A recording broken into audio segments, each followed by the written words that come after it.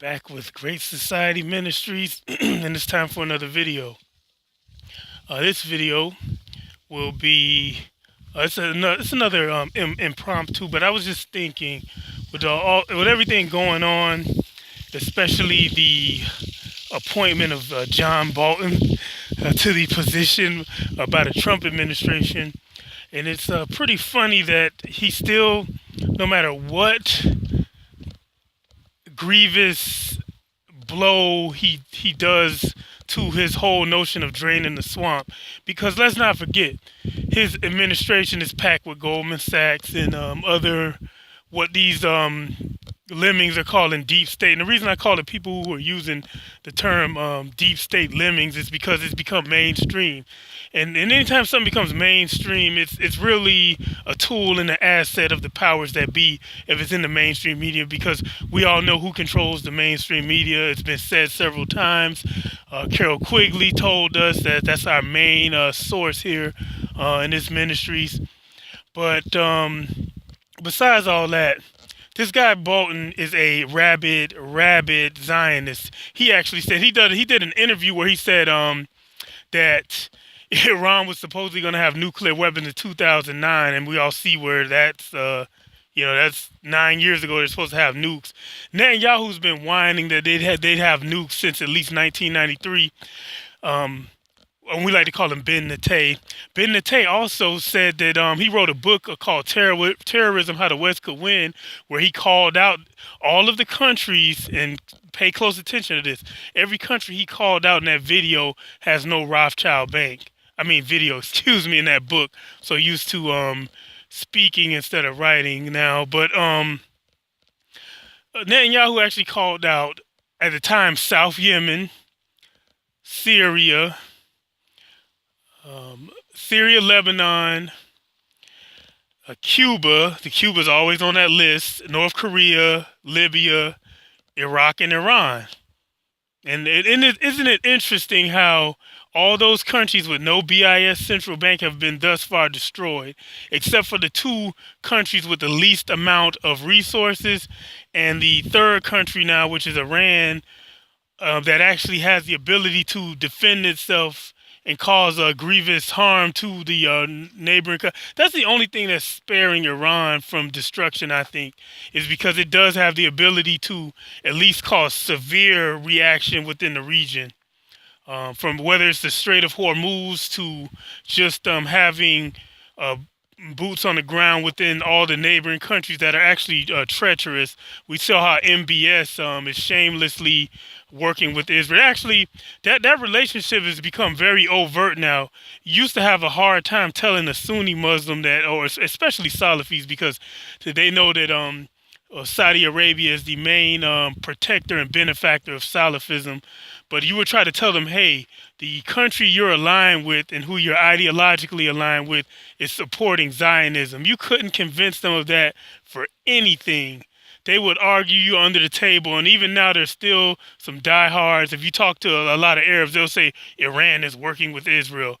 Apparently, Brendan O'Connell feels that way too. But the one thing Brendan O'Connell got right about Israel is their ability to they have a back door. Anything connected to the internet, the Israelis can hack it. They have a back door into it. They actually have an entire electronic army. They take students from high school age and train them to be hackers, and to and not only that, but a lot of the technology, the high-tech sector, through as always, using the United States as a hammer. Israel pretty much has a stranglehold on high technology sectors around the world. Operation Talpiot, they can actually hack electrical grids and other critical infrastructure. So they kind of have the world, under in so many ways. That's not the only way, because we know about the financial system and the media, but they pretty much have the world under a yoke in that aspect as well.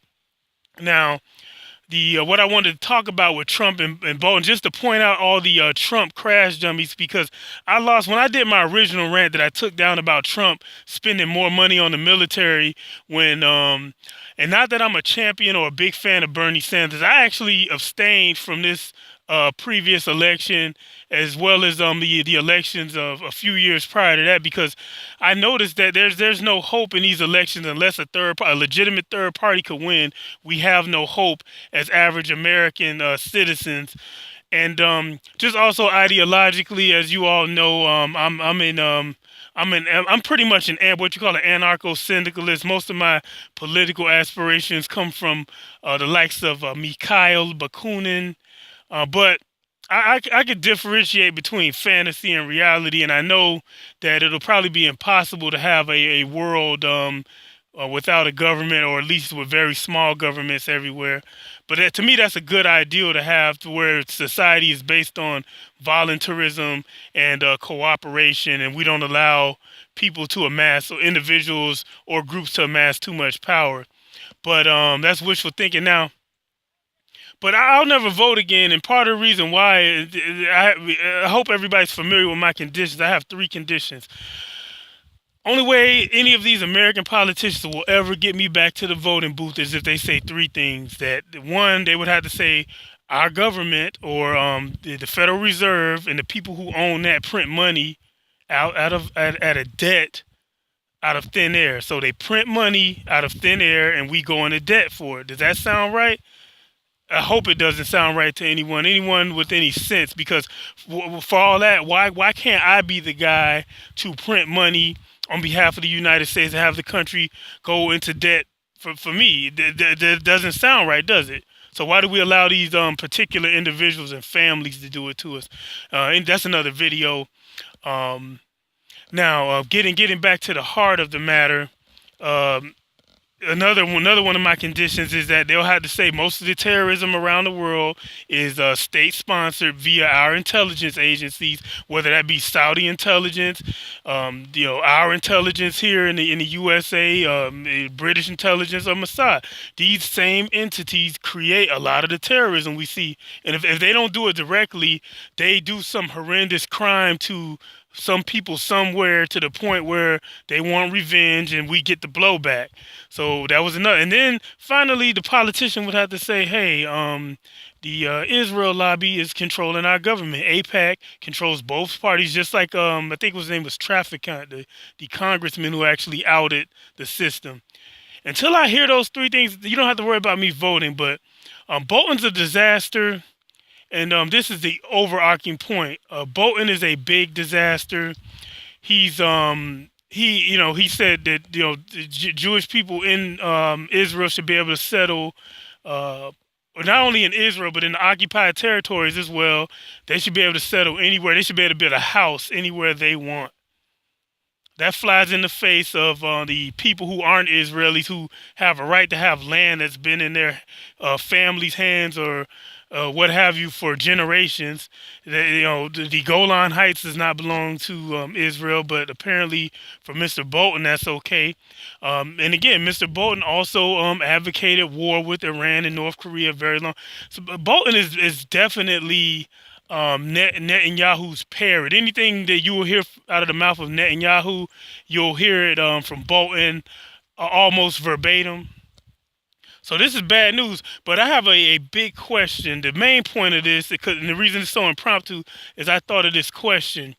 For you, let's pretend like you Zionists, whether you be a Zionist from the tribe, or if you're a Christian Zionist, or you're just a Christian. You don't even have to be a Christian Zionist, but you have a lot of Christians who believe that in order for Jesus to come back, Israel has to exist, and it has to be under Jewish control, and they have to rebuild their temple. Let me humor you and play along. Let's say I believe that as well. Just for the sake of argument. Okay, now we have Israel, been in existence since 1948, still no second coming.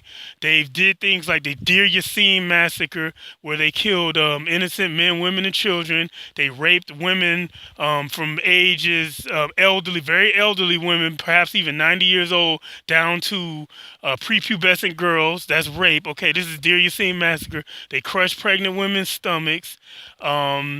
So you had that episode. You had the Stern Gang in Ergon killing British during the British mandate in Palestine. You had them killing British soldiers, booby trapping their bodies. So when the British military went to retrieve the bodies that they actually left hanging or what have you, they would be killed just trying to bury people. See that? And not only that, let's add some more atrocities. All the attacks, all the wars. So my main question for Zionists and people who support Israel and these messianic second coming people who believe that Israel, what is the limit you would put? This is for the Zionists and this is the question. How many okay, what atrocity is too grievous? Like, what can Israel do that's beyond the pale to where you would actually want the United States to stop supporting it? Is there a limit? Can Israel do anything at once? Like, what crime? What is the upper limit of the crime they have to commit in order for you to want to rein them in and actually have a fair play happen and have their hand tied? What do they have to do? I mean, I remember Trump when he was campaigning. He said he could go down to Fifth Avenue and shoot someone and still be popular and still be on the verge of winning the election. And my guess is with most of you Christians, because the majority of Zionists are Christians, and then like I said, the ones who aren't Zionists still support Israel because they believe that that the Jewish people have to control that territory and they have to build their temple. What is the limit? Should we have a nuclear war? Because guess what? If you get rid of the Al-Aqsa Mosque and the Dome of the Rock, we may face World War III. So World War III, people dying, money being wasted. What is the limit? What can Israel not do? Um, like, is there anything that they can't do that you won't support? Like, and this is especially, I hope John Hagee ends up seeing this actually, because he's such a fat, cowardly, lying bastard that what is your limit? And this is part of my language on that, but he's gross. He's the worst. He brainwashes his congregation, and every weekly. He's a maniac. So what is the limit? What can Israel do to make you not support them? Is there anything? I mean, Netanyahu could probably shoot children on live TV, just like Trump said he could still win the election. Good old Ben Netanyahu could probably just openly kill kids, and you people would still, you make an excuse for it too. You say, well, the kid was throwing a rock. But this one will probably get me flagged. But this is, and I hope it doesn't. But these are just questions like, what is the limit what is the line that Israel can't cross for you to not support them? That's it for now.